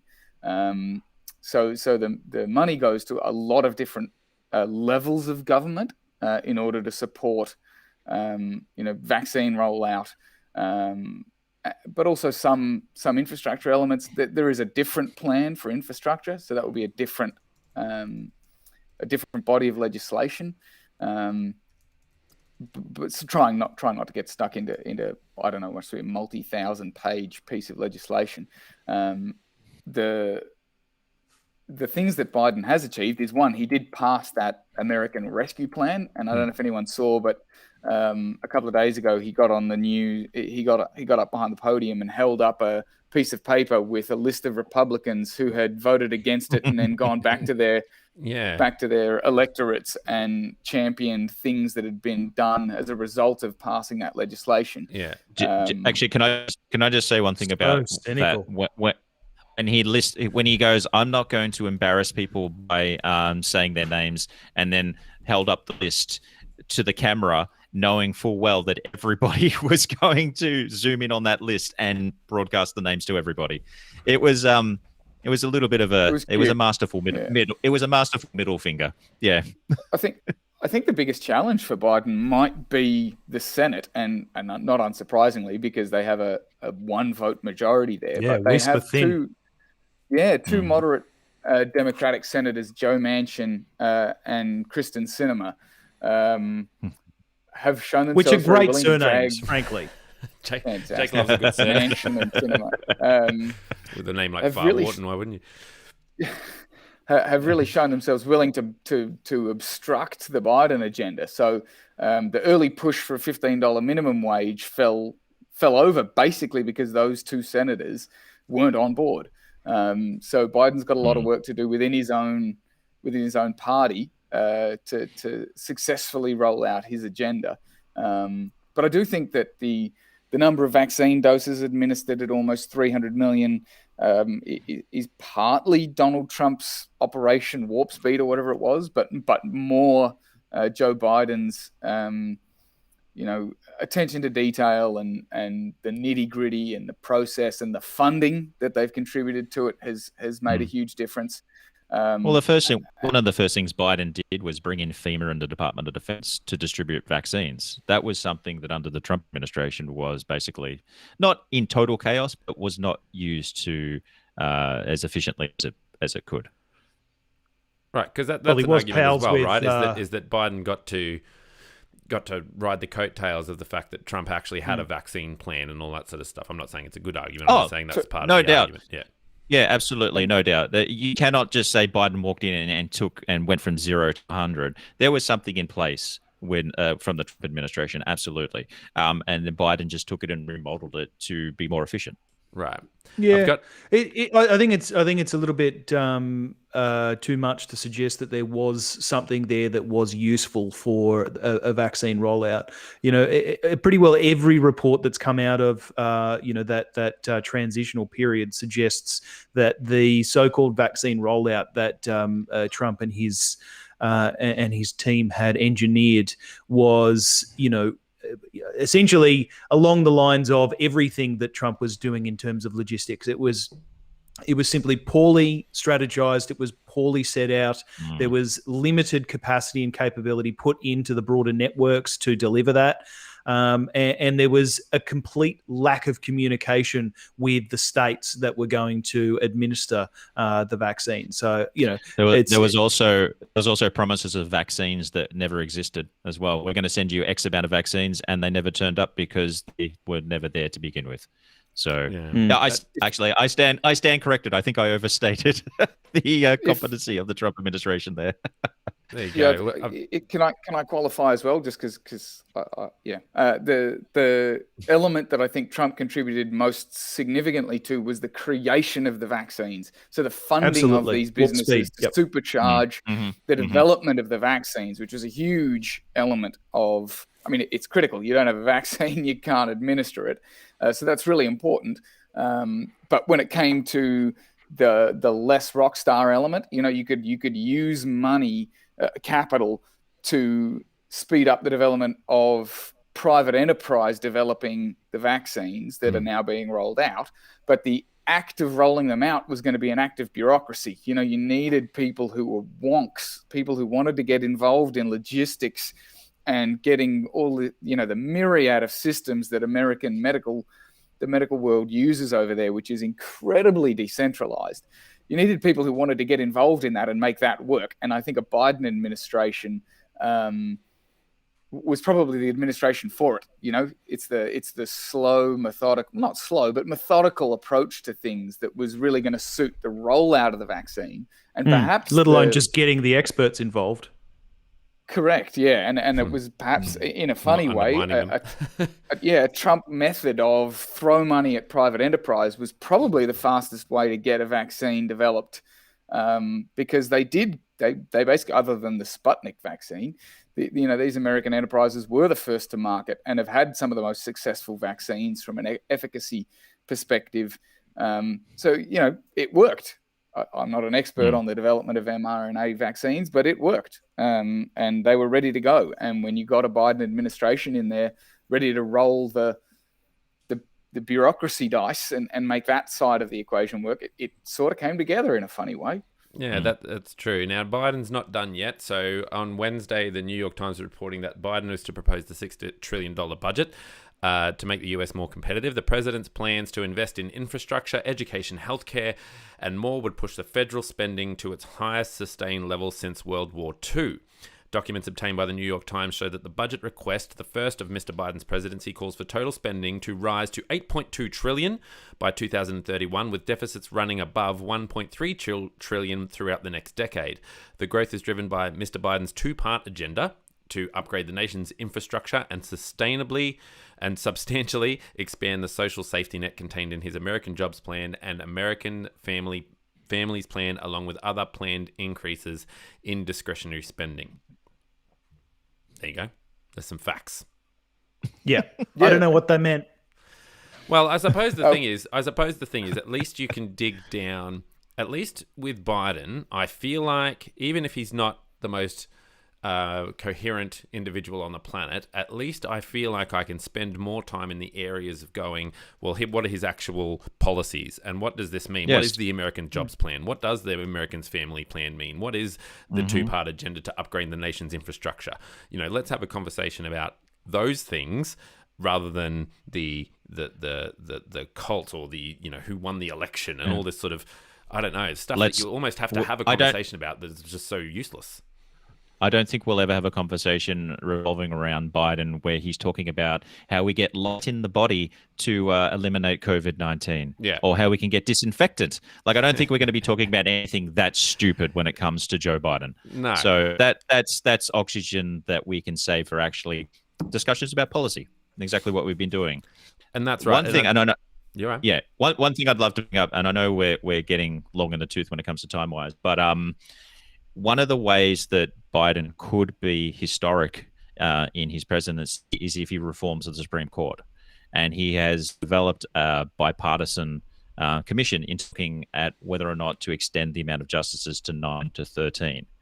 Now that is going to be an historic battle that will be on the level of, well, it'll make the battle for Obamacare look like, a dress rehearsal. What's happening with Obamacare? What's happening with that? Trump tried to dismantle it. He got rid of a few things. It's still basically the same as it was when Trump took over. That's basically so does that mean that it. Is that people registering for Medicare, basically? That's my understanding Medicare of it. and Medicaid, it's still junk. The best way to think about it, I speak from a little bit of experience because my wife's an American and she has family over there who are not in the top tier of income brackets, and it's basically junk. If you've got money, if you've got a great job, you have a pathway to good healthcare. If you don't, get ready to pay a lot of money for any basic health service.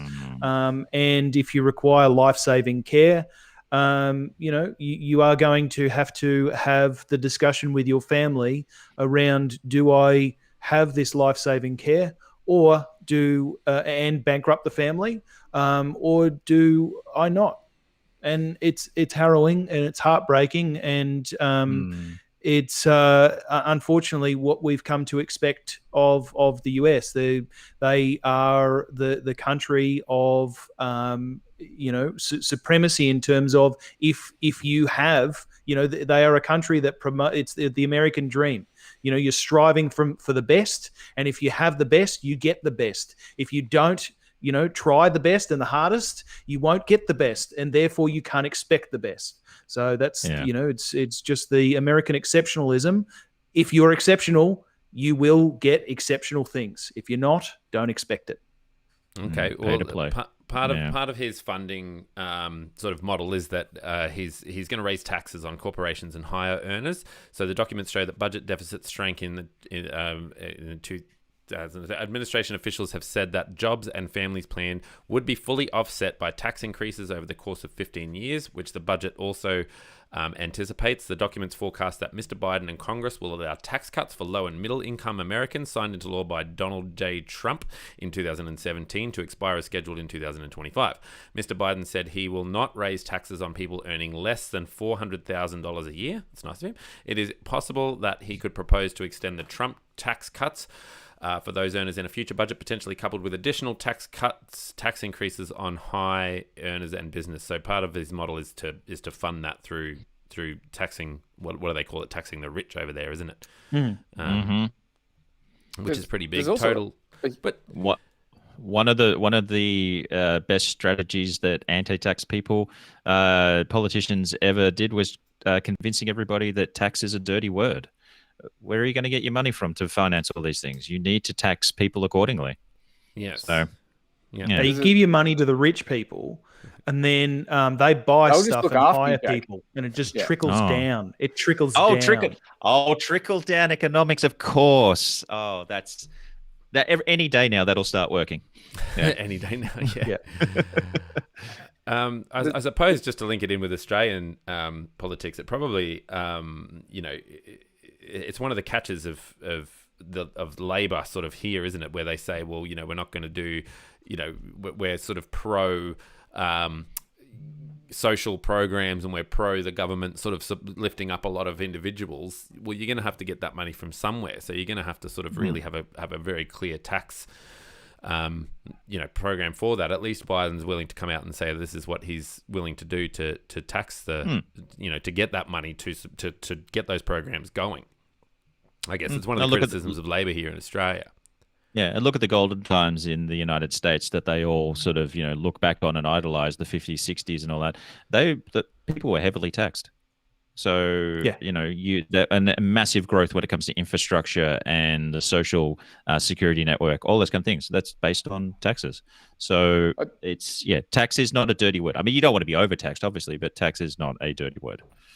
on the golden era of the US, the late 40s, the 50s, that was an era of extremely high taxes. The highest tax rates were well into the 60% in the US for the wealthiest people.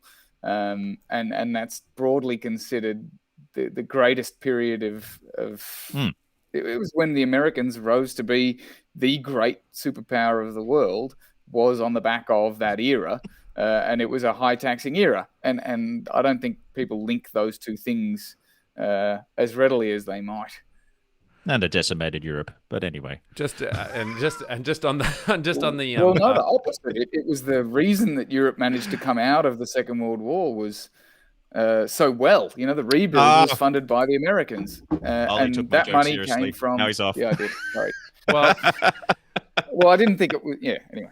Yeah. Look, if we weren't at the 2-hour mark, I could have created a masterful segue about Europe and the Second World War into the conflict into the Middle East at the moment. But I feel like we're at that 2-hour mark. I think it's good news that we haven't quite gotten to everything, because that means that we can rejoin forces again, particularly while you guys are in lockdown and have time to think and research. A lot more than us New South Welshmen and Queenslanders who, we've got things to do outside and kids to take to parties and things. So, hey, we can stay outside for 2 hours. There you go. Well, look, I think the thing. While drinking Jake and coffee. I could just leave, and as you we guys can don't just sit keep down. going. You guys can just keep going.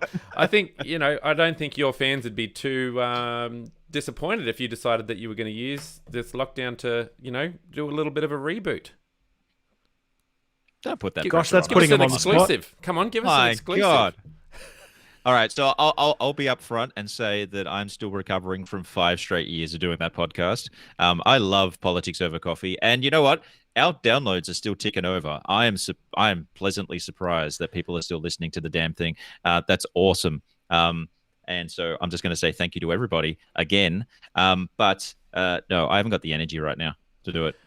My divorce just finalized at the end of March. I'm emotionally not at the point of committing to something else like that again.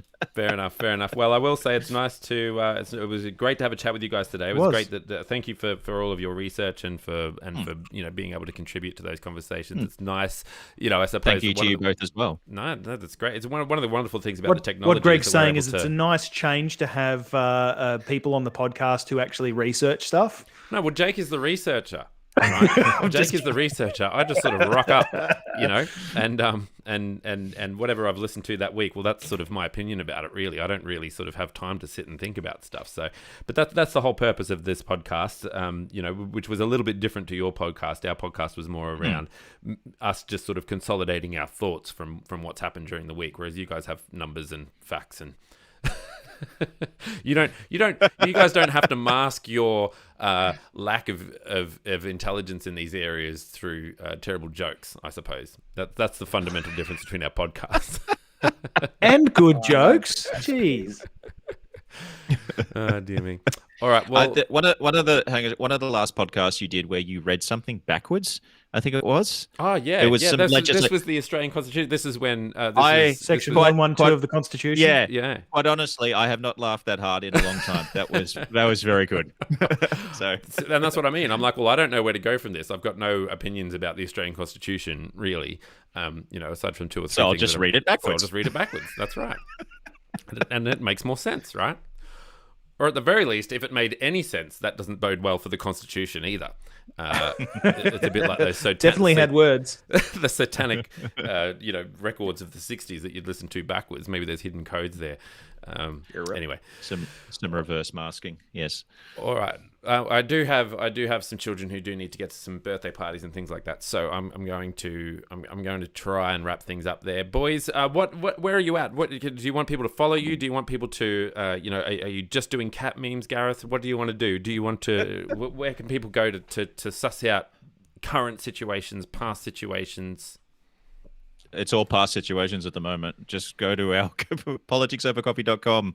There's nothing new from December last year, except for this. This will be up on our RSS feed. So that's it. That's me. I'm More in of lockdown. A time capsule. Yeah, it's a time capsule. Exactly right. Yeah, There are of a better time. there are some specials that we did there where we dedicated a podcast to a particular topic, and particularly historical topics. I think they're the ones that that people will still get some value from, where they're not current affairs items. And I have suggested to a few people who've been like, I didn't know you did a podcast. I don't know how you missed it, but there you go. Those would be the episodes that you'd go back and listen to in 2021. I listened to our China one, which was our second last episode. It's amazing how relevant it still is 6 months later. So, yeah. Well, nothing's changed. Exactly right. It's a bit like I remember growing up and America was going to war in the Middle East and George Bush was president, and you didn't know when a news article was on whether it was from the first time America and George W. Bush went into the Middle East, or it was the second time that George W. Bush and America went into the Middle East. It's a bit like that sometimes, isn't it? It's a bit sort of boring. Yeah, the Gulf War. Which one? Oh, the one that was launched by Bush. Which one? And exactly. Jake, when our listeners have finished, contemplating their own existential crisis, what would you like them to do? I'd love it if they could make their way to patreon.com/The Pouch, the podcast, and consider becoming a patron. But if they're not ready for that level of intimacy, we'd love it if you could go to your podcast player of choice and rate us favorably, a few stars. Not only does it help people to find us, but it does make us feel warm and fuzzy. Which is what we need right now. You guys need that in Victoria with your 3 degrees. We need that here with I don't even have my watch on to tell me what temperature it is here, but cold. Temperature is cold. And I am on the Pouch's Patreon feed, and it is well worth it. So join up. That's warm and fuzzy. There it is. It is warm and fuzzy. Went all the way down. And if you want to share the love, you can do so by telling your friends, families, and foes to head to thepouchofpodcast.com, where they can choose their favorite podcast player of choice. Or not. Whatever. Just go there. Just set it as your homepage. Do it. Just do it. Set it as your homepage. I love it. Get it in here. All right. Thanks so much, guys. boys. We look forward to chatting with you again very, very soon. And Jake, I'll probably see you, I don't know, tonight, tomorrow, something. Soon. Oh, goodness me. Look at those guns. Sun's out. Sun's out, guns out. Sun's out, but I've still got my jacket on. All right.